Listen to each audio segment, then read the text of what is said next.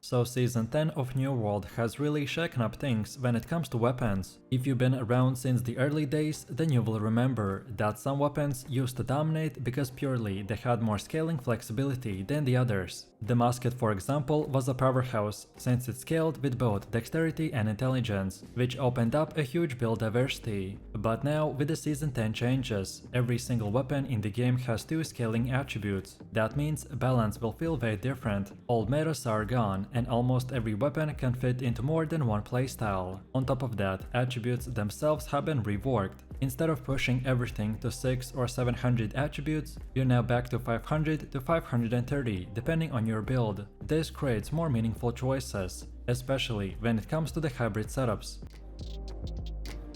First up we have the Sword and Shield, which is still the classic frontliner's weapon. It's all about blocking, protecting allies and controlling space. In Season 10, it scales with strength and dexterity, which is a big deal because it means that you're not locked into just a bruiser-style strength build anymore. You can hybrid into dexterity and pick up weapons like the spear or the bow, for a much more versatile loadout. The sword is great thanks to the shield, but don't underestimate it how good it is for the bruiser brawling either. You've got a shield bash for the stunts, leaping strike for the gap closing, and incredible ability to hold frontline. One of the best builds is the Sword and Shield with the Warhammer, and the strength will carry both, as the hammer gives you those devastating AoV stuns, while the sword lets you lock down priority targets.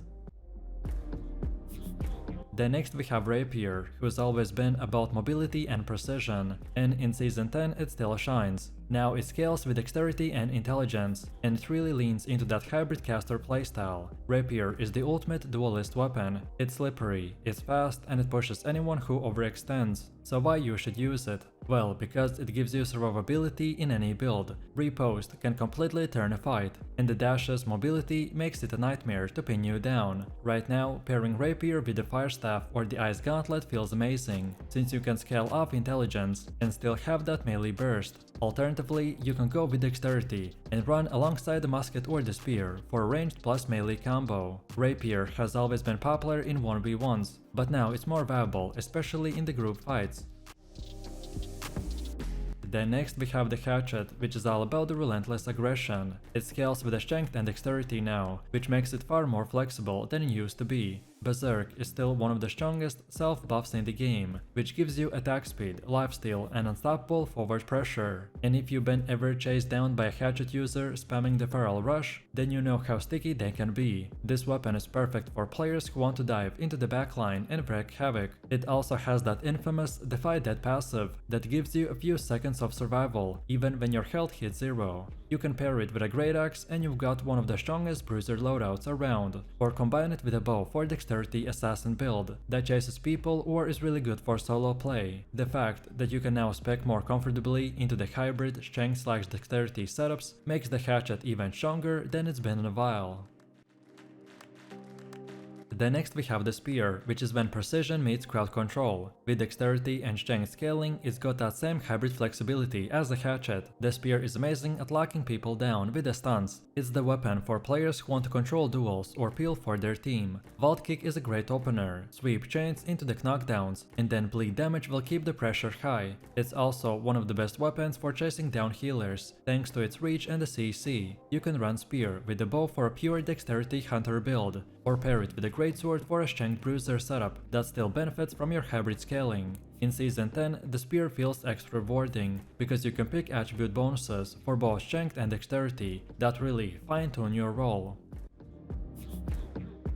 Then next we have the Great Axe, which has been a bruiser favorite forever. You can actually run it in the hybrid dexterity builds if you want to, though strength is still his bread and butter. The pull from the Reap, the mobility from the charge, and the devastating whirlwind or the maelstrom make it a monster in group fights. It's all about clumping enemies up and pushing them with the AoV. You can pair it with a Warhammer, which is still the best in slot setup, but you can also spice things up and pair it with a Hatchet or the sword for the extra pressure. Then, if you want pure CC and massive impact in group fights, then the Warhammer is your weapon. With his new scaling in Season 10, it now doubles as an incredible tank option. This weapon is all about the shockwaves, the stuns and flattening groups of enemies. The shockwave into the Path of Destiny is still one of the best crowd control chains in the game. You're not picking Warhammer for mobility, but you're picking it because you can shut down entire pushes in PvP or completely control mobs in PvE. You can combine it with a sword and shield for a tank setup, or go double strength with a great axe for the frontline dominance. The new scaling really matters in Season 10, since you can pick up survivability without totally sacrificing your damage. Then next up we have the Greatsword, which came as a powerhouse weapon and is still got one of the most flexible dual attribute scaling in the game. It's built for players who like versatility. It has stances that can swap between offense and defense. It has mobility and it hits incredibly hard. Unrelenting onslaught builds can dish out huge damage with the relentless heavy attack chains, while on guard setups will let you play more defensively. Pairing the Greatsword with a spear is nasty right now, because you can CC lock and then unload massive burst damage. It's also great with the Hatchet for a hyper-aggressive melee duo. Greatsword feels like the weapon where Season's 10 new attribute system really shines. You can actually spread points in both of the attributes to squeeze out even more of the stances.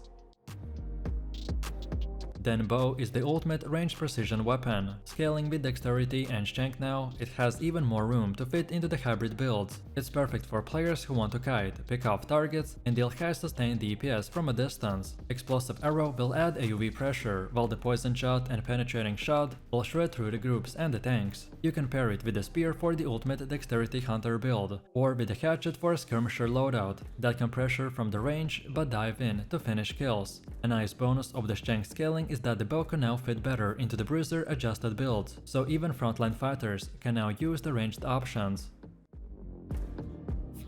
Then next up, the Musket used to be a special because it had few scaling attributes, but now that every weapon has that, it feels different in Season 10. Still, it's a top tier pick for the players who love sniping. Scaling with dexterity and intelligence, it can now lean more towards the hybrid caster builds too. It's not about the AoV or the close combat, it's about punishing people from range with the headshots and the chaps. Sticky Bomb and the stopping power will give it utility, while the raw ranged burst will make it terrifying in the right player hands. You can pair it with a Rapier for survival, or a bow for a pure ranged assassin build. While it's less unique than it once was, the Musket remains lethal if you can land your shots consistently.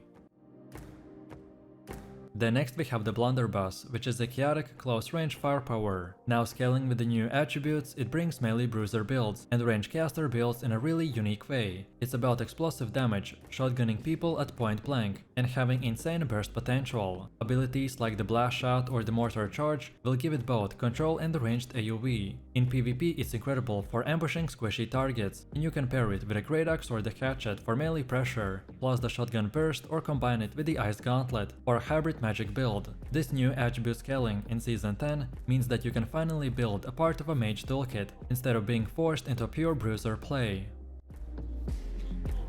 Then next we have the Fire Staff, which is the definition of the raw magic DPS. It scales really good with the new attributes, which is a nice bonus for hybrid play. He's all about raining fire from a distance, with the Pillar of Fire, Fireball, Meteor Shower, and the AoV pressure. So why would you want to play a Fire Staff? Well, because if you like casting and burning entire groups, then this is the weapon for you. You can pair it with a Rapier for survivability, or the Ice Gauntlet for the classic mage combo. The new scaling actually makes Fire Staff plus the Musket or Fire Staff plus the bow possible, which wasn't really a thing before. It is for sure one of the big winners of Season 10 changes, because of its new attributes that give it room to experiment. Then next we have the Ice Gauntlet, which is still the king of crowd control and zoning for the magic users, now scaling with the new attributes. It's even more durable as part of a tanky mage setup. The Ice Storm and the Ice Shower can completely control objectives, and Entombed is one of the best defensive abilities in the game. It's best paired with the Fire Staff for the DPS and the CC combo, but you can also run it with the Blunderbuss for the close range magical chaos. The new attribute scaling means that you can actually build into a really tanky playstyle, while still dealing great damage. Season 10 makes the Ice Gauntlet one of the most versatile control weapons. It can be zone denial or it can be just defensive backbone. Then for one of the last ones we have the Void Gauntlet, which is one of the most unique weapons in the game by combining DPS, debuffs and a healing utility, scaling with intelligence and focus. It's the ultimate hybrid support weapon. You can build it aggressively with the Void Blade and Oblivion, or go supportive with the Orb of Decay and the Essence Rapier. It shines in the group play, where debuffs will make enemies weaker and your allies stronger. You can pair it with the Life Staff for the healer support build, or the Fire Staff for a mage combo that adds sustain and utility. Season 10 helps the Void Gauntlet even more, since spreading your points between the intelligence and the focus feels less punishing with the new attribute ranges.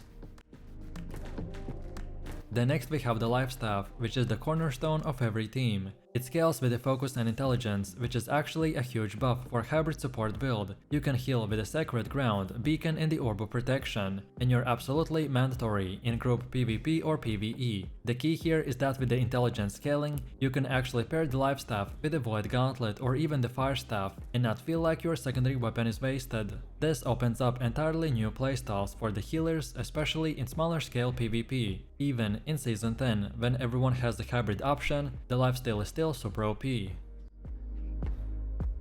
And then for the last weapon we have the Flail, which is the New World's newest weapon, which scales with the strength and the focus, which makes it a versatile hybrid option. It combines melee damage with utility that lets you disrupt enemies while providing buffs or the minor healing for the allies. This makes it perfect for players who want both the frontline bruiser and a team support. Its abilities will offer crowd control, steady damage and survivability, allowing very creative combos with a lifesteal for the paladin setup or a warhammer for the heavy CC synergy. Season's 10 dual attribute scaling makes it super easy to split points between the strength and the focus by maximizing both damage and utility.